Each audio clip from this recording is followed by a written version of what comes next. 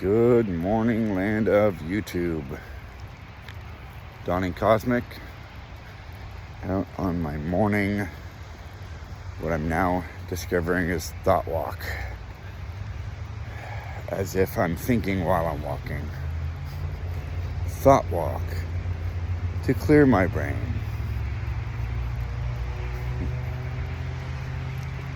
Got Ghost again. Ninja Turtle Mutant Ooze is motherfucking amazing. It's so good, I'm kind of scared to drink this bottle that I made. Yesterday, I did get increasingly, let's just say animated. Now, I already have a high level of energy. This stuff was like beyond rocket fuel, and it lasted into, I think it was really kind of concentratedly peaking around 2 o'clock yesterday. I have no idea how it kicked in that hardcore around 2 o'clock, but boy, oh boy, I was doing pull-ups in a tree. Actually, I did 13 pull-ups, which was pretty good. They're 7 in a row, and then I took a second, and then I went back and did 5, which was not too bad, considering I'm still, I still got a little extra pounds, but I'm getting back in shape pretty good. Bench pressing. All this walking is definitely allocating the right stuff to the right parts of my body and my joints and stuff like that to be, a little bit healthier, to where I don't go straight into jogging and damage shit and then end up injured and not able to do anything. But I have done several intensive sessions of jogging whenever I felt prompted to, like my body felt like I could do it, and I had the energy and the wind, and I've just gone for it. And then I have to relax because I'm constantly walking, and know that, the little bit of soreness that I feel in certain muscles or my ankle, it's from that intense session. And so I'm just, I'm going to give it a good 6 to 8 months of continual therapy like this, and my body should be back in order. May take longer, for a long time, I have been not that great to my body. I've been very neglectful. I have been inactive. I've been doing the normal, the normal dad stuff, to where,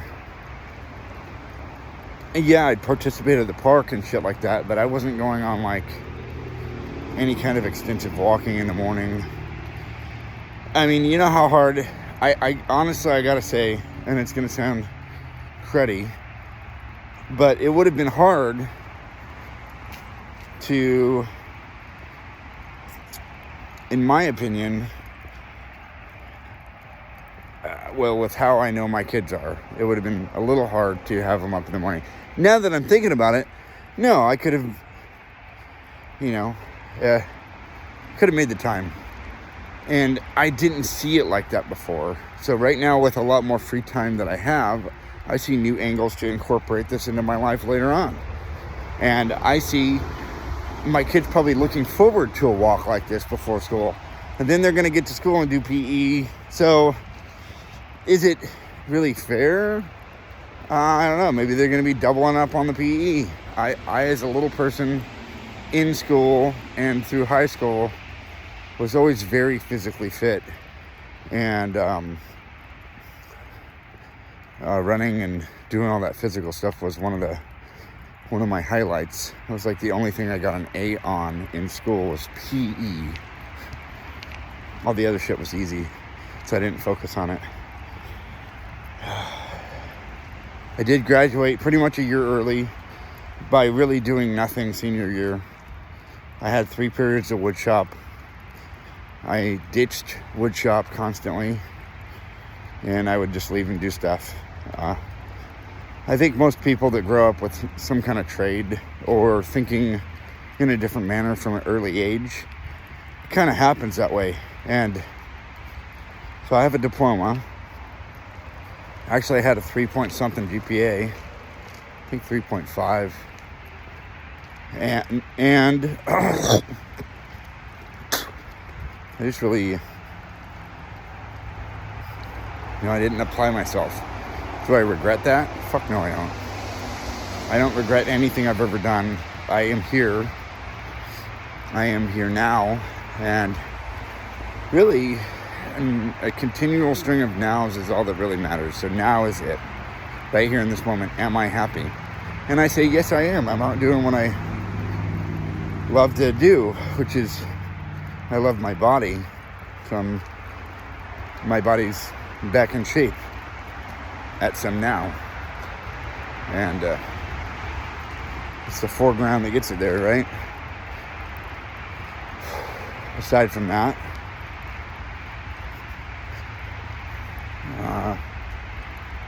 I guess a big part of this has been focused on physical fitness.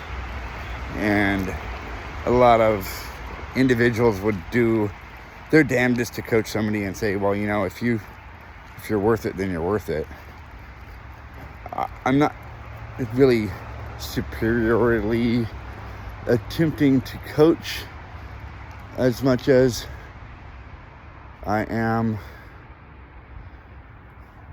just sharing my day and my views and my plans with anybody that's willing and able to listen. And if it helps, it helps. If it doesn't, some of the shit I talk about could actually be detrimental. Right now, I'm not getting all spiritual or metaphysical. I guess there's a time and place for that. So I'm doing my best to filter out and make better content related to a direct topic of enjoyment that somebody could relate to. As in getting fit on my trail, on my walk. Energy powder that's fucking insane. And if you haven't had Ghost energy powder, go pick some up. The Turtle Ooze one isn't quite out yet, but you can sweet talk the guy at the counter and you can end up getting it.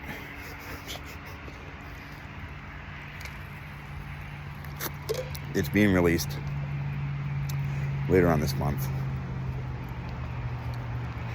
But I was the 100th customer, and I got like this mystery box and bullshit.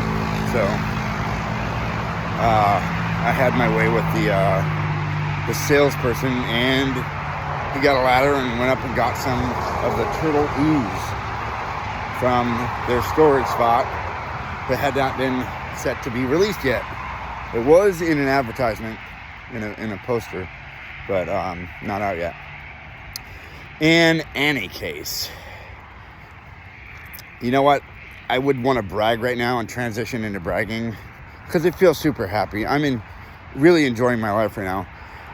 And I love every aspect of it. I love my kids 100%. And as a father, and most parents would agree, you would do anything for your children. And then there comes a time in your life that you have to let them go. And so what I've discovered is there's a balance that sometimes life can take and present. Now see, I went through a little bit of a painful detachment from my kids because of events that happened, and it's more of a personal note. And I've been in let's say a custody battle, and that led to some stressful events and a poor choice on my side. And then also trauma on my children's side from both the mother and myself with, just everybody's not perfect. People make poor choices, blah, blah, blah. Not going to really get into the details. But even though I don't see my kids all the time right now, I am like the happiest, and I'm looking forward to seeing them more. And I'm looking forward to, incorporating a healthy balance of life back into life. Now, if I become a single father again, full-time dad again, at some point in the near future, within the next 6 to 8 months, I'll be the happiest still. And I'll have new tools and new angles to affect my children's lives in a very positive way. As in, you better believe it, I'd have them up and out the door with me at 5:40. It just puts my day a little earlier, right? I'd have to be up a little earlier, making sure the kids are up. And then they get into a routine of that, a 30-day habit cycle, and boom, they're waking up at the right time. And we're all out on a nature walk in the morning. And one thing I don't see ever on my walk, shy of later on in the afternoon, a mother with a kid in a 3-wheel scooter or something like that, I never see any individuals that are older out on a walk with their kids. And I think to myself, whatever I've found good in my life, I've always wanted to share with my children. Always. Because I'm learning really good, beneficial things, and I always would love to share that with my kids, so to where they have, a better direction. Not even a head start, just, I think every parent wants the best for their kids, right? Some don't go out and do it. I've always found that every single bit of knowledge, every single thing that I've ever possessed or contained, learned, or have had growth-wise, if it was beneficial and not harmful, I've always directly wanted to share it immediately with my kids. That way, my kids have a different worldview than they would if they hadn't received the gift. Sure, I could wake up early and go out on my fucking walk, come back and then get my kids up. I think that would be neglectful. I don't like that idea. There may have been a few times that I did just that, that they had a late night or something like that. And this is back in the beginning of the year. And I, with them sleeping, knowing that I'm not going to have them up until 6 and then 7, I would wake my daughter up at 6 and my son up at 7. There was a few times that I went on a 4 to 5 walk or something like that. But I also had a live-in babysitter at the time. So, did I think then that I would wake my kids up and have them go with me? No, not really. My son is 4. He's a little fussy when it comes to physical exertion. And he's not made to make it like, a 7-mile walk every morning. Even if it's just a walk, it's not going to happen. So maybe him in some kind of little push stroller that I have. Yeah, or either that or I bring it just in case. But he's going to be 5 in September. He is a little man, and he likes to run. And I liked to run a lot when I was younger.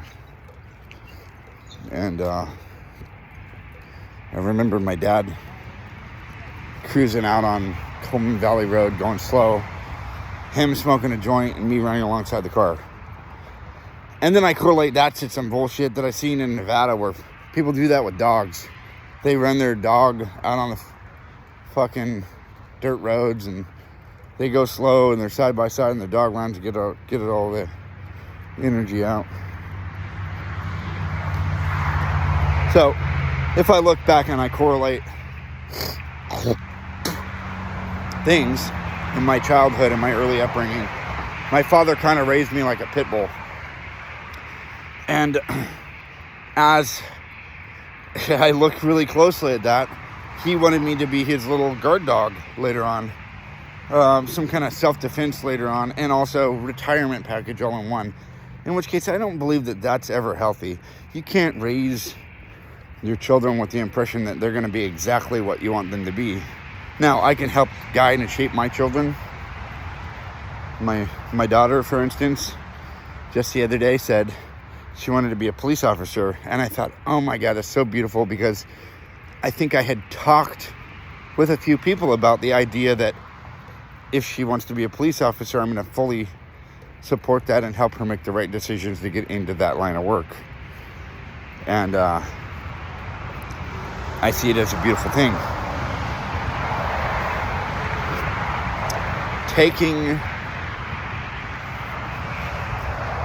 the ability to help mold and shape your child to whatever they focus on, along with our intentions as parents. You know, I think it's a painful thing being a parent. And then it's also loving, and it's also this phase of life that we get to go through. We get to go through raising a child with the greatest of intentions, the best intentions, and giving our children the best possible chance at an outcome in life. And if we raise them balanced and healthy with exercise and everything, you know, some kind of fitness of the mind,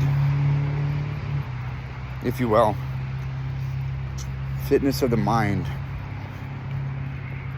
then we can really watch the best possible outcome for our children. If there's a, like, I would say a lack of illness. So if one is not really ill and you raise your children with a lack of illness, do they recreate illness? Fuck no, they don't normally. I would say that I've seen very beneficial families, and in my family, on my dad's side, my Uncle Steve and all the children surrounding anybody that had anybody to do with Steve have all been very beneficial in their lives. Like,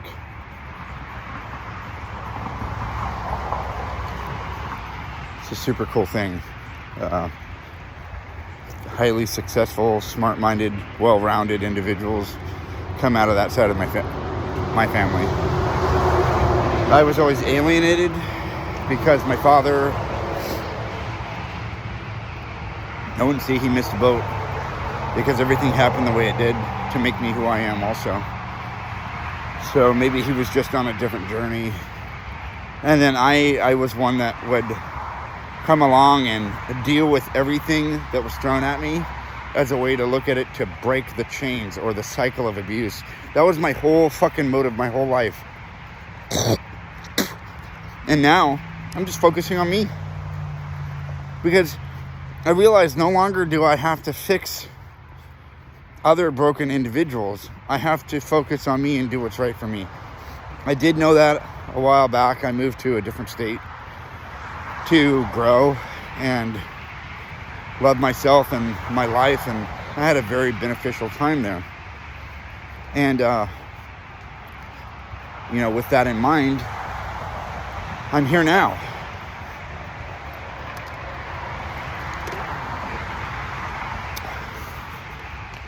Man, that turtle ooze tastes good. I might be doing some handstand push-ups later.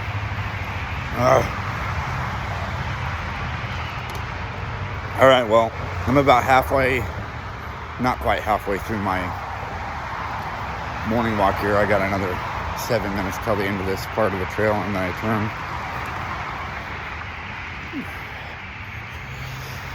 Oh, goodness. So, I'm not saying that I haven't in the past learned from my, I guess, my mistakes of trying to fix everybody around me, looking at myself last. I still occasionally will run into situations where it's better, though. It's like the Firestone kid yesterday. I asked, hey, can I park here and run over to the European store to get a few things, because I couldn't drive through that parking lot. It was a curb. And the kid said, yeah, we won't tell you. I hop out, and I had a chat with him for about 10 minutes. And I was able to help open his mind a little bit because of his initial statement to me about the idea that he didn't want to be a worker his whole life. And he's looking at, this is just random, this kid comes out with right away. The fact that he's looking at trying to figure out some kind of at-home computer job so he has more time with his family. And I thought, how beautiful is that? Cool. And he's talking about retail on eBay or Amazon or something like that. And I said, okay, well, yeah, look at the things that are moving the most. And then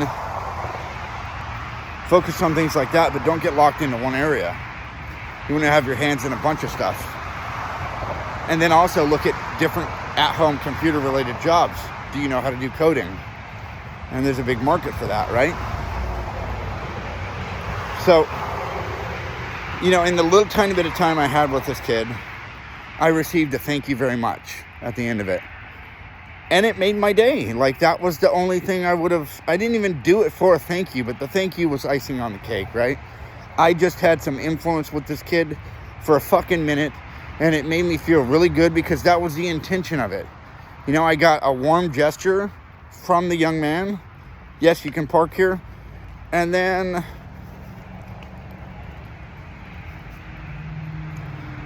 things happen. There's these conversations that continually happen. I'm having one right now with you guys, whoever's watching. It's a one-sided convo. It's a convo all the same. I picture myself talking directly to whoever's listening. But, it's like FaceTiming you directly whenever my phone decides to upload the video. And whenever you decided to watch it. It was meant for you. There is some intention with that. And the ideas and constructs behind, the fabric of fucking reality for shits and giggles. Fabric of the Cosmos. That's a good book by Green. The ideas and concepts that go into how I operate my life could start with the basics like this. What's your priorities? What really makes you happy? In life, what do you see as your ultimate goal? And so what we do is we take our core priorities and we put them in the jar first, right? Everybody's seen this fucking lecture probably by now. And what I see is you put all your main priorities in there first, and then you let everything else work itself out. Everything else falls into place around those. That's kind of how the universe works. Because out here in this landscape that we see and we perceive as reality, it's really just molding to us like clay. Not us clay in the reality, but more like molding to us with our focus and intention. The more conscious we become of ourselves, the more conscious our universe is of us in a direct measure of how we operate and what we step forward into with our creation, within our creation. So, it really does depend and come down to what you're focused on. Because so quickly, I think we can end up in spots we don't want to be in that are uncomfortable, depending on where our focus is at. I know if I get super personal, leading up to what happened with me in April relating to a dirt bike and my children, right before that, I was talking about being in the belly of the beast, a term for being in jail. And I brought it up funny with my kids, just having some humor, but words have power with me, right? Just having some humor. We had my daughter named the van Avalanche. And I said, what about Avalanche Beast? Because it was huge, right? We could call it the Beast. Somebody else called their van the Beast. And I thought it was a cool thing. So I was like, I'm going to adopt that. So I was like, Avalanche Beast. And I said, Lucy, if I'm in the middle of the van, what am I? And it was, I am in the belly of the beast, blah, blah, blah. So, shortly after that, within a week, I was in jail. Kind of funny. I even had some raps I was making that directly talked about exactly what was going to happen. I have proof. I can play them. They're recorded.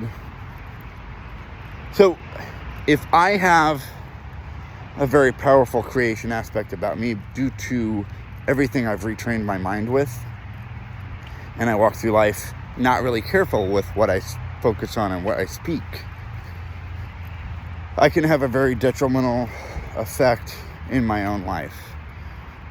Now, I don't know if that's true for everybody. I think everybody's at different phases of awakening or awareness, and a lot of people are very comfortable with what they have, especially if they found some kind of success. I would encourage you to either stay there or not. If you feel like something is yearning inside of you to get out of whatever it is and you want to grow more and you feel that pull, go after it. Don't ever stop until you're happy. If you're happy where you're at and you don't see any possible need for change, that's A+ cool too. You know it. At least you know that about yourself. Myself here, I have never been content learning. I always want to learn more and more and more. I never, ever, ever want to stop learning. Always. I have this insatiable thirst and craving for knowledge, wisdom. And, you know, if truth be told, knowledge is power. And you have a wealth of knowledge in your head, I mean, is that harmful? I don't fucking think so. I think to a certain degree that the powerful manifestation, the powerful manifestation aspects that, for instance, I carry around with me, can be harmful if I apply my focus in the wrong direction. I can harm somebody else's existence just by being attracted to somebody. I could fucking ruin a relationship. And then what? Like, did I do that on purpose? Just by having an attraction? It's like, learn how to control yourself, motherfucker. Well, I guess I could get some kind of balance and claim something and then be very content with that. I do have that capability, and as long as I'm a free agent walking around as a single guy, it's dangerous. So, funny enough, let me get to that real quick and then I'm going to end the video so I can upload it. I'm going to try to end it at 30 minutes this time. Smaller videos go on faster. So, I feel like Neo in the Matrix. I can read source code. I'm running around. Blah, blah, blah, blah, blah. Super cool, badass shit's happening all around me. Very spiritual. And guess what happens? Yesterday, I get a young lady's phone number at the food booth with an old cliche line that actually worked, right? She was like, can I get you anything else? So I was like, and your number. And it really happened, though. It was funny. So get this. Her name is Trinity. So, Trinity and Neo, I just thought it was fucking hilarious. Plus, another friend of mine, Laura, she's up in Shasta, and there's the Trinity River. And so it all kind of coincides with certain things, and I thought Trinity is an amazing young lady, very free-spirited, and there was an instant connection. And it could have just been my connection towards her. I don't know. I guess I am looking, even though I'm trying not to look.